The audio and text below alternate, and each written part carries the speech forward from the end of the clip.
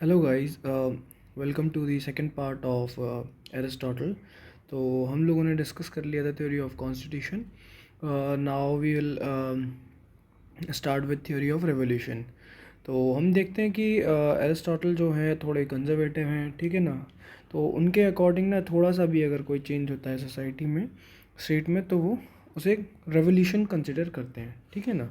तो even the slightest change in the government he calls it as revolution. अब हम देखते हैं, वैसे ये बहुत ईजी है, इसमें कुछ बहुत ज़्यादा समझने वाला है नहीं, लेकिन फिर में देख लेते हैं, पढ़ लेते हैं। अब देखते हैं कि इसमें जो कॉजेज़ क्या हैं, जनरल कॉजेज़ क्या हैं। तो हम देखते हैं कि भाई feeling of inequality leads to rebellion, ठीक है। अब हम देखते हैं कि भाई जो इनइक्वालिटी वाली फीलिंग है कि कैसे भी आ सकती है समाज में, कि भाई लोग हैं वो अपने आप को एक दूसरे से अलग फील कर सकते हैं। हमें कुछ ऐसे लॉज को मेंटेन करके रखना है ताकि ये फीलिंग जो है ना वो बॉन्ड ना हो, ठीक है। वी शुड रेस्ट्रिक्ट, मतलब गवर्नमेंट शुड रेस्ट्रिक्ट देमसेल्फ। तो हम देखते हैं कि it is unjust to treat equals unequally and it is equally unjust to treat unequals equally. इसका मतलब क्या है कि हम देख रहे हैं कि भाई सोसाइटी में, मतलब एक एग्जांपल से समझ लेते हैं। हमने देखा भाई मास्टर्स भी हैं, स्लेव्स भी हैं। कुछ लोग नेचुरली, जो स्लेव्स हमने देखा था कि भाई स्ट्रॉन्ग होते हैं फिजिकली, मास्टर्स क्या है, रीज़न डोमिनेटेड होते हैं। तो हमने देखा कि भाई नेचुरल इनइक्वालिटी है यहाँ पर। अब हम दो मास्टर को बीच में कंपैरिजन करें, हम देखें भाई ये दोनों इक्वल हैं, लेकिन अब हम ये देखते हैं कि ये वाला मास्टर वन, ये मास्टर टू। अब इट इज़, मतलब according to Aristotle, it is not like, it is not justice कि हम दो मास्टर्स को आपस में कंपेयर करें, क्योंकि ये दोनों इक्वल हैं, ठीक है। मतलब हमें इक्वेट नहीं करना है इन दोनों को, इनजस्टिस नहीं होना चाहिए, अनइक्वल नहीं होना चाहिए, ठीक है ना। ये दोनों इक्वल हैं, ठीक है। इन दोनों को ट्रीट हमें अनइक्वली ट्रीट नहीं करना है, इन दोनों को हमें ट्रीट करना है इक्वली, क्योंकि दीज आर दो मास्टर क्लास। अब हम देखते हैं कि भाई स्लेव है वन टू, तो ऐसे ही हम देखेंगे इन्हें, तो हमें इन दोनों को इक्वली ट्रीट करना है और इन दोनों को अनइक्वली ट्रीट करना है। सिंपल सी बात ये है, ठीक है। तो वो यही कह रहे हैं कि अगर ये इनइक्वालिटी वाली फीलिंग आ गई तो वहाँ पर भी, मतलब उन्हें लग रहा है कि रेवोल्यूशन के चांसेस हैं। सेकंड कॉज देख लेते हैं कि carelessness and corruption by officials. अब जो भी एग्जीक्यूटिव्स हैं, जो भी स्टेट में वर्क कर रहे हैं, तो वो उन लोगों के जो, मतलब करप्शन जो भी होगा उसकी वजह से भी हो सकता है कि रेवोल्यूशन हो जाए। केयरलेसनेस मतलब अब जो भी लॉज बने हुए हैं या फिर रूल्स बने हुए हैं, अगर वो स्ट्रिक्टली फॉलो नहीं हो रहे हैं, तो वहाँ पर चांसेस होते हैं कि भाई लूपहोल जब बन जाएगा तो पीपल आर लाइक कि भाई अब कोई ऐसा बाइंडिंग लॉ नहीं है, स्ट्रिक्ट लॉ नहीं है, हम नहीं करेंगे फॉलो। अब यही देख लीजिए कि भाई जहाँ पर बहुत स्ट्रिक्ट रूल नहीं होते हैं हेलमेट पहनने के, तो कोई मतलब नहीं पहनता है हेलमेट। जब जहाँ पर अभी रिसेंटली गवर्नमेंट ने बोला है कि भाई फ़ाइन बहुत ज़्यादा होगा, स्ट्रिक्ट, मतलब जितना ज़्यादा स्ट्रिक्ट लॉ होगा वहाँ पे हम देख रहे हैं कि भाई वो फॉलो कर रहे हैं लोग। तो वही चीज़ है, उन्होंने कहा कि भाई अगर केयरलेसनेस हो गई तो करप्शन भी होगा, और उसकी वजह से फिर बाद में जब केओस वाला अगर सिचुएशन आ गया सोसाइटी में तो रेवोल्यूशन हो सकता है। फिर हमने देखा कि भाई फॉरेनर्स का इन्फ्लक्स अपने स्टेट में। अब भाई कोई भी गवर्नमेंट जो है, ठीक है, वो सोवराइन है, वो अपने हिसाब से अपने लॉ बना रही है। अब जो भी नेबरिंग स्टेट हैं, ठीक है, उनसे हमें अपने आप को सिक्योर भी तो करना है। अब यहाँ पे इन्फ्लक्स इतना ज़्यादा आ गया, यहाँ पे ये तो इन्वेजिव हो जाएंगे ना, इन्वेजिव हो गए एक तरीके से, इन्वेजिव स्पीशीज़ हो गए हमारे यहाँ पे आके, ठीक है। जो अब यहाँ के जो इंडिजिनियस पीपल होंगे अपनी सोसाइटी के, तो उन लोगों के बीच में और इन लोगों के बीच में हो सकता है क्लैश हो जाए कुछ। तो इसलिए वो कह रहे हैं कि नहीं, मतलब हमें ये भी मेंटेन करके रखना है कि कितना अलाउ करना है फॉरेनर्स का, मतलब ये इन्फ्लक्स कितना नहीं करना है, ठीक है। फोर्थ देख लेते हैं कि if people think state has not recognised their contribution. अगर जो स्टेट का जो काम है, जो स्टेट की ड्यूटी है, अगर वो फुलफ़िल नहीं कर रहे हैं तो हो सकता है कि भाई रेवोल्यूशन आ जाए। अब हम देखते हैं कि भाई कॉजेज़ हमने देख लिए हैं, अब हम देखते हैं कि भाई कैसे डील करना है रेवोल्यूशन को। तो हम देखेंगे कि भाई देखो, एक तो ये है कि पेट्रोटिज्म की जो फीलिंग है ना, तो वो बिल्कुल बरकरार होनी चाहिए सिटीजन्स के अंदर। बिल्कुल हमेशा ऐसा होना चाहिए कि भाई हम देश के लिए बिल्कुल मर मिटेंगे। तो वो चीज़ होनी चाहिए कि अपने देश से प्यार होना चाहिए। लॉ अबाइडिंगनेस, तो ये हमें कुछ ना कुछ ऐसे, अब लॉ अबाइडिंगनेस कैसे होगी? जब पीपल को थोड़ा डर होगा कि भाई अगर हम ये फॉलो नहीं करेंगे ये वाला लॉ तो हमें ये पनिशमेंट मिलेगी, ठीक है। तो ऐसे करके हमें लॉ अबाइडिंगनेस बढ़ानी पड़ेगी। सिविक वर्च्यूज़ को मतलब बताना पड़ेगा, लोगों में अवेयरनेस फैलानी पड़ेगी कि भाई आपकी ड्यूटी है, ठीक है, और आप सिविलाइज तरीके से कैसे रह सकते हैं आपस में। तो ये सब चीज़ें जो आज की डेट में भी हम देखते हैं, प्रैक्टिकल एग्जांपल्स जो स्टेट कुछ कानून बना रही है जिसकी वजह से हमें लॉ को भी फॉलो करना पड़ रहा है। और हम देखते हैं कि हमारी फंडामेंटल ड्यूटीज़ जो हैं कॉन्स्टिट्यूशन में, उसमें भी यही मेंशन किया है कि भाई हमें कैसे एक सिविलाइज बीइंग की तरह रहना है, ठीक है। अब हम देखते हैं कि सेकंड है, state should use power and moderation. Power का भी इतना ज़्यादा कोअर्सिव यूज़ नहीं होना चाहिए कि भाई बहुत ज़्यादा ही हो गया स्टेट का मतलब यूज़, तो भी लोग ऑब्वियसली रिवॉल्यूशन करेंगे ही। ये सिंपल है काफ़ी। तो हम देखते हैं कि भाई थ्योरी ऑफ रेवोल्यूशन हो गया हमारा, और ये काफ़ी छोटा टॉपिक है। ऐसे एक टॉपिक और है, थ्योरी ऑफ जस्टिस, ये देखते हैं। अब देखिए थ्योरी ऑफ जस्टिस में क्या है कि एक तो ये बुक है नाइकोमैकियन एथिक्स, ठीक है, जिसमें थ्योरी ऑफ जस्टिस के बारे में बात की गई है। अब ये पिक्चर देखिए आप छोटी सी, अब देखिए इक्वालिटी एक हो गया कि भाई हमने एक इक्वल अपॉर्चुनिटी दे दी, सरकार कह रही है हमने अपॉर्चुनिटी तो दे दी सबको बराबर।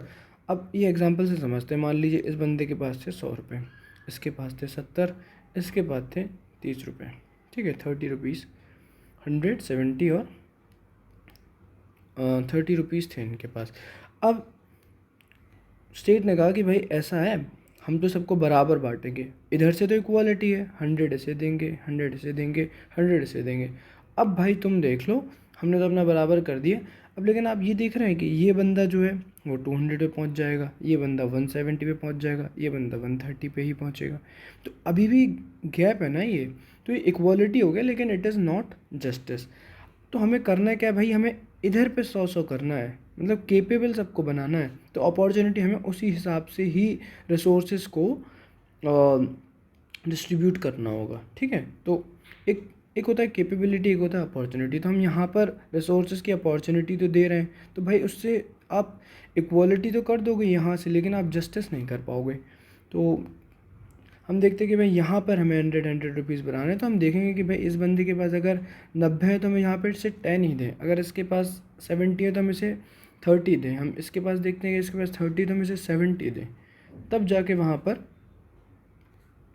जस्टिस होगा, ठीक है।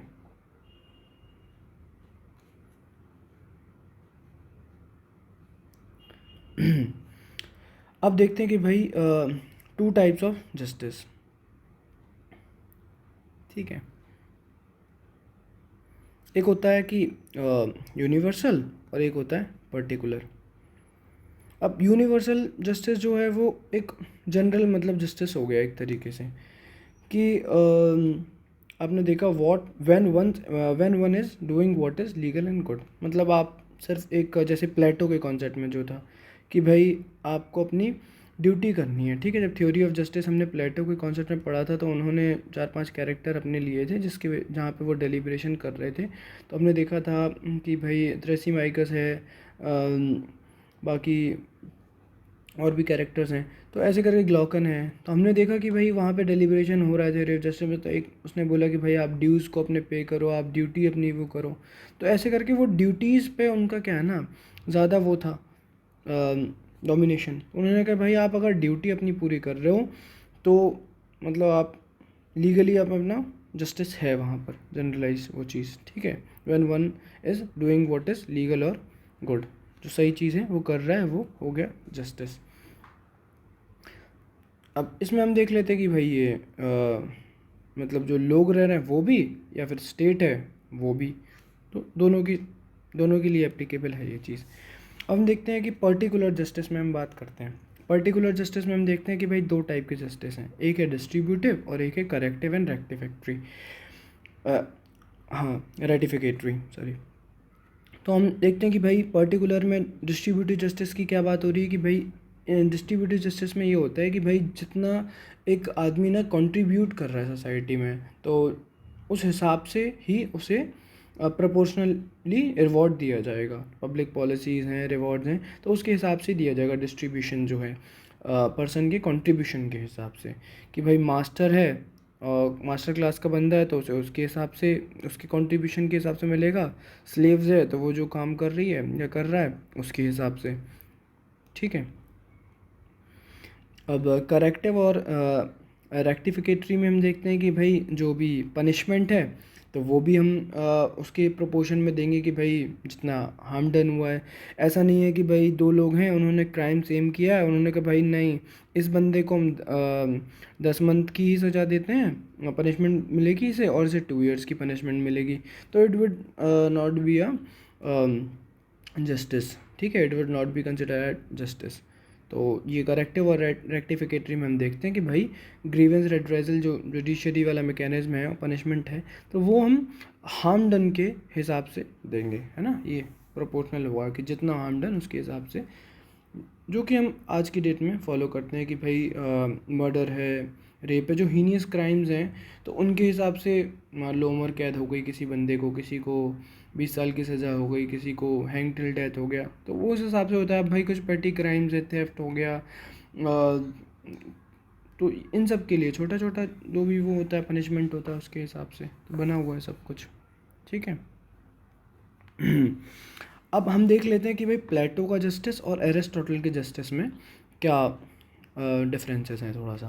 तो हम देखते हैं कि भाई प्लेटो का जस्टिस क्या है, वो थोड़ा सा ड्यूटीज़ ओरिएंटेड है। वो हमने स्टार्टिंग में भी देखा था कि भाई वो ड्यूटी पे ज़्यादा फोकस कर रहे हैं कि भाई आदमी अपनी कैपेबिलिटी के हिसाब से क्या काम कर रहा है, स्टेट को क्या कंट्रीब्यूट कर रहा है, वो जस्टिस होगा, ठीक है।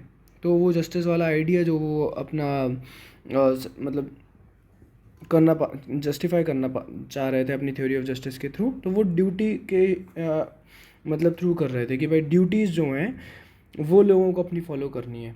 एरिस्टोटल क्या है, वो स्टेट जो है ना वो पब्लिक के कंट्रीब्यूशन के हिसाब से, जो भी पीपल है उसने कंट्रीब्यूट किया उसके हिसाब से उन्हें रिवॉर्ड मिलेगा।